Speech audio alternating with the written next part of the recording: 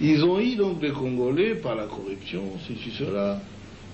Ils l'ont fait marier à la sœur de James, à une Tutsi, directement. Il a abandonné sa femme à Kinshasa. Oui, il a abandonné sa femme à Kinshasa avec les enfants. Vous voyez encore le problème avec les Congolais. C'est grave.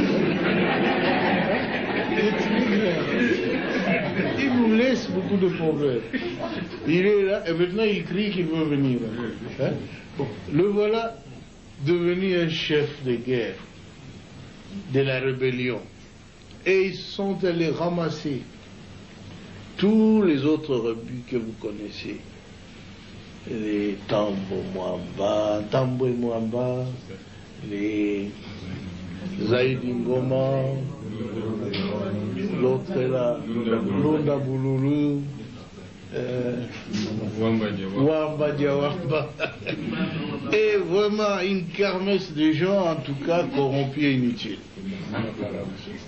Pardon, le Bizi Makara, qui était mon ministre des Affaires étrangères, que je croyais congolais. Et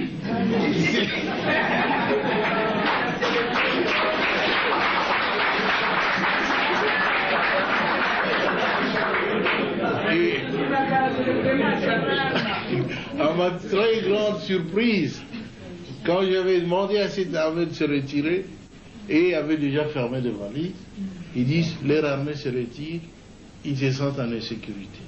Je dis, mais non, votre armée reste. C'est l'armée rwandaise qui se retire. C'est pas la vôtre.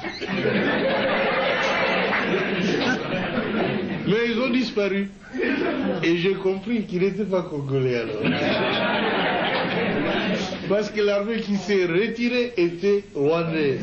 Ah oui. Un ministre congolais, un ministre d'État a disparu. Un ministre des Affaires étrangères a disparu. J'ai dit, nous étions infiltrés alors. Infiltrés au sommet de l'État. Alors ainsi on aura pu découvrir des documents où Kagame dirigeait ces gens-là, où il complotait pour que les Tutsis prennent la tête de ce grand pays qui n'est pas le leur. Alors ça en est trop, hein. Ce pays ne leur appartient pas. Ils veulent en prendre la tête. Quoi? Mais c'est pas possible, ça a été très grave. On a vu tout ça, si seulement on avait su avant, ça aurait été bien. Mais le conflit a éclaté après. Ils tentent le conflit, ceux qui n'ont pas pu réussir avec le coup d'État, qui avait échoué le 2 août. Et maintenant, je le vois en train d'échouer encore. Notre peuple se défend. Je suis très heureux que vous tous ayez pris conscience de la gravité de la situation pour nous mettre tous ensemble, tous les partis politiques confondus, chez nous. Tous les Congolais se sont mis ensemble derrière le gouvernement. Ils m'ont soutenu, je dois l'avouer très sincèrement. Et je ne sais même pas ce que je ferai pour les rendre.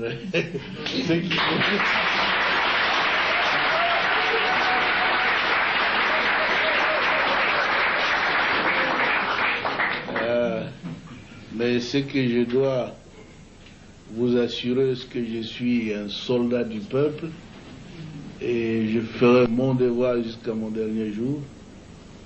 Je veux que mon pays soit totalement libre et en tout cas un pays moderne qui se développe, où sur le plan social, nos villages doivent être transformés. Parce que tout le monde a...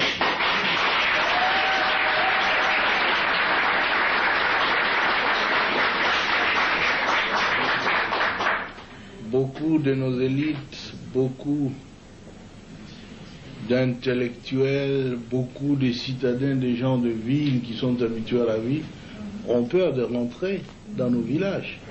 C'est parce qu'il n'y a pas de vie là-bas. Nous étions donc engagés dans un programme de reconstruction qui a commencé à porter fruit. Et tout cela sans assistance extérieure. Parce que les habitudes politiques en Afrique, c'est qu'on doit attendre de l'aide de la France, des États-Unis, de l'Union européenne, de la, de la Banque mondiale, de ceci, cela. Mais nous avons dit, depuis quand nous luttions, longtemps, nous disions que notre lutte, c'est la lutte de l'intelligence contre la force brute. La force brute.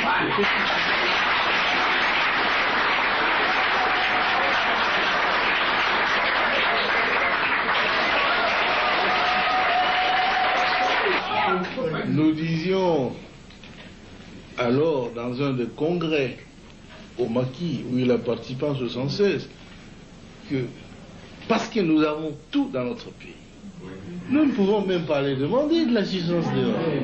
Il faut utiliser l'intelligentsia nationale.